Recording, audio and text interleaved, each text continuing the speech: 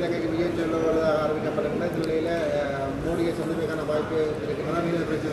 மீனவர் பிரச்சனை தொடர்பாகவோ அல்லது ஏனைய பிரச்சனை தொடர்பாகவும் பிரதமர் மோடி அவர்களோடு எங்களுடைய ஜனாதிபதி மிகவும் ஆழமான உரையாடல்களை மேற்கொள்வதற்கு இருக்கின்றார்கள்.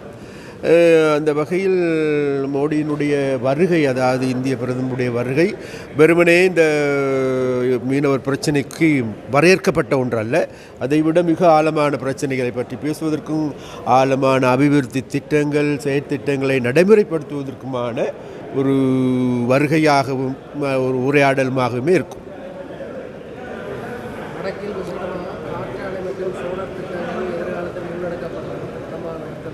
இல்லை, வடமாகாணத்தில் காற்றாலை அல்லது சோலார் மின் நிலையங்களை அமைப்பது தொடர்பாக அது இங்கு இருக்கின்ற மக்களுடைய எதிர்ப்பின் மத்தியில் ஈடேறப் போவது இல்லை. மக்களுடைய விருப்பத்தின் அடிப்படையிலே அவைகள் நடைமுறைப்படுத்தப்படும்.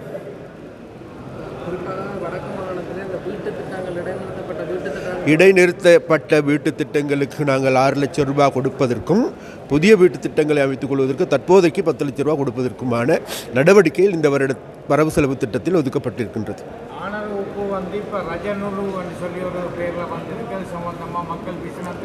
இல்லை, அது மக்கள் விசனத்தை தெரிவிக்க வேண்டிய அவசியம் கிடையாது. இது மக்கள் மீது குற்றம் அல்ல. உண்மையிலேயே இதை கண்டவுடன் ஒரு சில ஊடகங்களும், ஒரு சில ஊடகவியலாளர்களும், ஒரு சில ஒரு சில யூடியூபர்ஸும் இதை பொடித்து கொண்டு இவ்வளோ நாளாக மூடி கடைஞ்சி அதை பற்றி பேசலை, இதை செய்கிறதா இல்லையாண்டு இதை பற்றி பேசலை, குறிஞ்சாம் தீவு சம்பந்தமாக யாரும் பேசலை.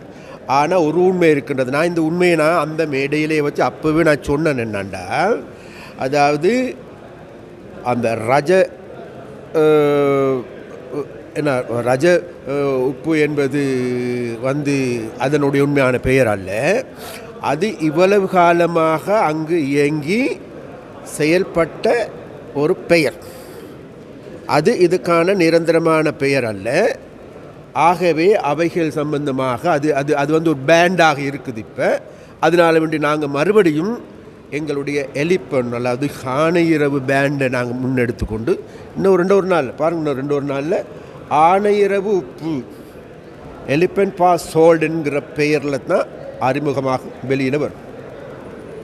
அதனால் வேண்டி இது சம்பந்தமாக மக்கள் கலக்கமடைய வேண்டிய அவசியம் இல்லை. மக்களை கலக்கமடைய செய்வதற்கு ஒரு சில ஆட்கள் முயற்சிக்கின்றார்கள் என்பது எங்களுக்கு தெரியும். அது வெளியில் வந்த போதே நான் சொன்னேன். இது சம்பந்தமாக வெளியில் வந்த போதே எங்களோட தோழர்கள் சொன்னாங்க எங்களுக்கு.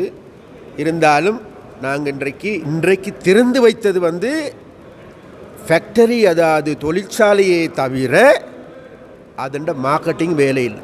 மார்க்கெட்டிங் வேலை அடுத்த வார வாக்கில் ஏற்படும்.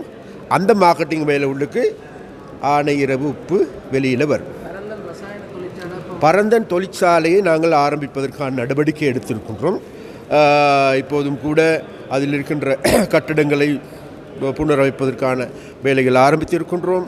இன்றும் கூட எங்களுடைய அதற்குரிய அமைச்சர் வருகை தந்து நாங்கள் எங்களால் நியமிக்கப்பட்டிருக்கின்ற பரந்தன் கெமிக்கல் நிறுவனத்தினுடைய தலைவர் அவரோடு பேச்சுவார்த்தை நடத்தி, அங்கே இருக்கின்ற அதிகாரிகளோடு பேச்சுவார்த்தை நடத்தி கூடிய சீக்கிரத்தில் பரந்தன் கெமிக்கல் உதயமாகும்.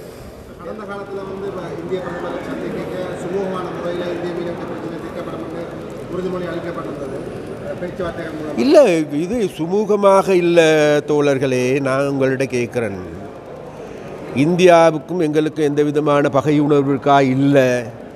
இந்திய மீனவர்களுக்கும் எங்களுக்கும் எந்த விதமான கோபங்கள் இருக்குதா? இல்லை.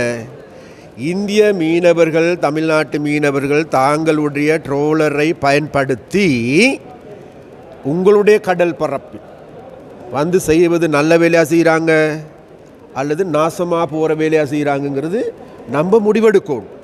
அந்த வகையில் எங்களுடைய கடல் பரப்பு, வடக்கில் இருக்கின்ற கடல் பரப்பை முற்றாக அழித்தொழிக்கின்ற நடவடிக்கை எடுக்கின்றார்கள். அவ்வாறு எடுக்கின்ற போது இவ்வாறு அவர்களுடைய நடவடிக்கை தொடர்பாக இருந்தால் இன்னும் 10-15 வருடத்துக்கு பிறகுப்பா நம்மட கடல் வளம் இல்லாமல் போகும், பெரும் கடல் பாலைவனமாக மாறுவது தவிர்க்க முடியாது.